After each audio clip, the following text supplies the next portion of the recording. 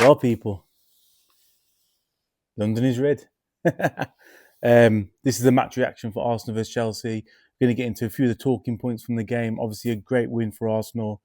Um, One thing I want to get into first before we kind of get into the game is Gary Neville. You are a mug. Every Arsenal fan can see through your Arsenal agenda. All game, you just give us bullshit and, you know what I mean, just come out with random crap about Arsenal and stuff like today. Pedro, I don't think he's offside. Clearly offside. Clearly offside. And then last week against Spurs, Gyökeres scores to make it 2-1. I don't think they should be celebrating. What do you mean you don't think we should be celebrating? Like, Gary Neville, we can see through your agenda. We know what you're doing. We know you hate Arsenal. We know you hate Arsenal because you're Man United ties. And when you was at United, the rivalry was Arsenal and United. So we know it and we understand it. But what we don't respect is you trying to sugarcoat it, saying in every interview, I think Arsenal are going to win the league. That's just your cover up. You only say you think Arsenal are going to win the league so that if we don't, you can be like, I thought they were going to win the league, so my criticism is fair. No, it's not. We can see through what you're doing and we can see through what you're trying to do. You're not fooling none of us. You are a mug. Every game, all you want to do is just slag us off all game, talk shit about us all game, big up Man City, even though they are supposed to be your closest rivals. It's not our fault that Manchester is now blue. That's your team's fault. Get onto them. But it seems like you'd rather see Man City win the league than Arsenal win the league. Gary Neville, sort yourself out, son. Trying to give out tactical analysis and critique Mikel Arteta and what he's doing when, how did it go at Valencia? It didn't go too good, did it, mate? We can see through it. We can see through it. And you can play along and mess about as much as you want and try and think you can pull the wool over our eyes. But when we win that title, I don't want to hear nothing from you, mate. Yeah? You just go back to worrying about Man United's top 4 race and that's it. Absolute mug. Anyway, let's get into the game. Hard fought victory. Hard fought victory today. It wasn't a majestic Arsenal performance. It wasn't the performance we had against Spurs. We didn't really carry enough of that momentum through into this game. But what we did carry through into this game is knowing that every single game from here on is a cup final. I know it's a cliche, but that's what it is. Every single game is a cup final. And I think we went into this one and didn't perform as well as we can, but we got away with the win.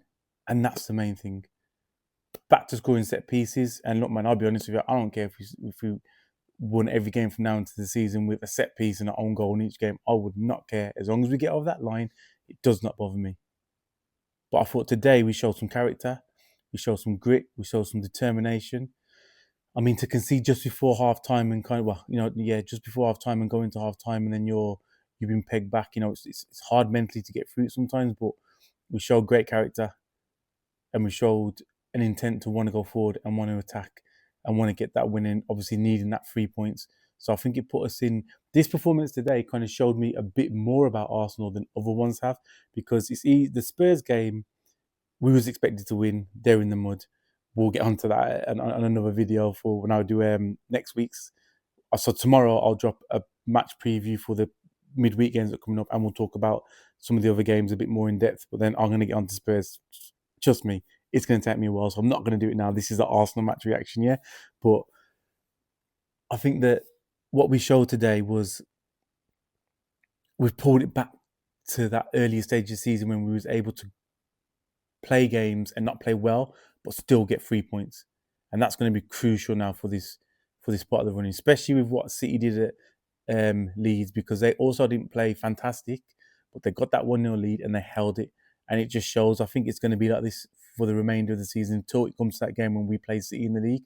It's going to be back and forth. And I think even after that game, I think there'll still be some twists in the tail. But yeah, I think that today filming with a lot of confidence, and it's a bit weird to say that after an indifferent performance, but it just showed me that we're up for the fight.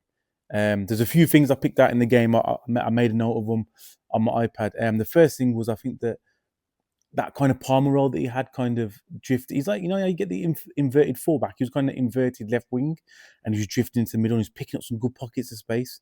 But Arteta identified it. He identified it. And then if you saw, he had Saliba come out the back and basically push into like a CDM position and just sit on Palmer every time Chelsea was in the transition, and that neutralised him. Cole Palmer, the Iceman, he does this. It was too warm for him today at the Emirates. You know what I mean? Saliba made it too warm for him, and he just couldn't do what he usually does. And look, it's no disrespect to Palmer. I think Palmer's a great player, but today just wasn't his day. I think Arteta identified that early and made Saliba push up, kind of did a man marking job on him when Chelsea was on the counter in the transition, and it kind of nullified that threat early. So I think that Arteta, he deserves some praise for that, for what he did. I think that he kind of sometimes he's very reactionary as a manager, but I think he's proactive today. And I think he identified things quick because the pressure's on. And I think he understands the pressure's on. So what he did gave him confidence going forward. I loved Nketiah today. I know we got the own goal, which was unfortunate, but it was kind of those weird ones where I think he had to kind of defend it. And look, it's come off him and it's gone in. But I think other than that, I think Nketiah was on fire today. I think he was fantastic. And I loved how, we've been tagged a lot with, we can get bullied and things like that in the past. But him today against Caicedo, he was giving it back to him. They're throwing each other to the floor. Caicedo's trying to wind up Nketiah and he's not really having it. He's not biting. I think Nketiah today his performance was top tier, and I think he's really nailing down that left back position, man. So big up Nketiah, even after the goal, didn't let his head drop, constantly a threat on the attack, more or less solid in defence, decides that set piece, and he played well today, he performed. One person who was awful today, so bad, was Trossard. Trossard was so bad today. I remember in the first half, we had that chance to break away and he couldn't get it looked like a simple dink over the top to Rice. It would have put us on a counter attack. Couldn't get that ball right. He was constantly giving the ball away. At one point, we was on the edge of our own area and he was trying to do like drag backs and like trying to do little tricks on the ball. It's the wrong place. Just get rid. If you can't find the pass, just get rid in that position. And he had a bad game. And again, it showed where Arteta is in the season now and kind of his thinking, because usually he'd try and let players play through that, but he recognised it, saw it, brought Martinelli on. Do you know what I mean? Martinelli's more defensively sound when it comes to tracking back and doing his defensive part of the game, but also I don't think he gives the ball away as much as Trossard, or won't try as risky things in them kind of areas. I think he follows instructions well. I think Arteta basically sent him on and said to him, look, just don't piss around with the ball. Don't play with it in your own half. Get us high up the pitch. See what you can do. And ultimately, it worked. You know what I mean? It was him that got Neto sent off. Obviously, his pace causing Neto some problems down that left wing, and Neto brought him down. So, yeah, I think that it's another good sign from Arteta. But a very poor performance from Trossard. And Trossard, it's a bit strange, him having a poor performance like that, because he's been one of our more kind of consistent players this season. But hopefully just someone off. Do you know what I mean? It's just one of those things. You just get out your system and then you just carry on. Taylor 2 keepers today, I think. Taylor 2 goalkeepers. Sanchez was, he's all over the gap. I don't know what he's doing. Even for our second goal, the Timber header off the corner, is appealing. And then when you look at the video back, nothing. Nothing's even happened. He's just spinning around by himself. He's an awful goalkeeper. And I think he's just one of the reasons that Chelsea kind of are where they are. You know what I mean? After that draw at the bridge when Caicedo got sent off, I think they were like within touching distance at Arsenal, like 3 or 4 points behind. And now they're like 18, 19 points behind us. Sitting 6th in the Premier League, 6th or 7th in the Premier League. Scrapping for top 4, which I don't think they're going to get. I think Liverpool are stronger than them. United are absolutely on fire. They're stronger than them. I think even Villa are kind of going through the motions and may trickle over the line, but I think they're stronger than them. Obviously, City and Arsenal are stronger than them. Chelsea, I think, are going a bit back to the Chelsea I remember as a kid before Abramovich, where they're just battle-hardened team. They had a few fair players, but they didn't really do anything. They weren't really going to trouble anyone. I think Chelsea have gone back to that. David Raya today, on the other hand, unbelievable. The saves, the reaction saves, the one where the ball got whipped and it come off. It looked like a handball. It come off Rice's arm. He made the save from there. Obviously, the saves coming towards the end as well when we got a bit under pressure. I think the nerves got to us a bit, but he was just phenomenal today. Um, he's top tier today. He's had a few rocky performances. He's been through the mill a bit, but I think today he showed why I think he's the best keeper in the league. It's him and Donnarumma for the best keepers in the league, and I used to think Donnarumma beats him for shot stopping, but I'm not sure. Donnarumma definitely beats him in terms of presence because he's just a fucking big lump in. He look at the size of him. But David Raya, top class man, top class today, and Declan Rice again. That Deckers is so determined to win this league. You can see it in him. Even that run he made back to get the tackle in on Neto. I think he was on Ped. Was he on Neto? I'm sure it was Neto. But anyway, he pulled up after and he's feeling his hamstring. He was just busting a gut. He's not the most naturally blessed with pace, but the way he's busting a gut just to get back there and make that challenge, like he's on it. He's on it. He's a captain without being a captain. Do you know what I mean? And I think that I've seen this Jermaine Genius interview on CBS where he was saying that none of the current Arsenal squad are world class. Him talking like he was Zidane. Giza was trash. You know what I mean? Trying to talk about Deckers. Like he needs to leave it out, man. Genius just have a day off, mate. It's just not your opinion about that is not valid because you were never top tier yourself. Do you know what I mean? You was average at best, and you played for the shit. So we can see where you're coming from. Your agenda's like Neville's. You both mugs, to be honest.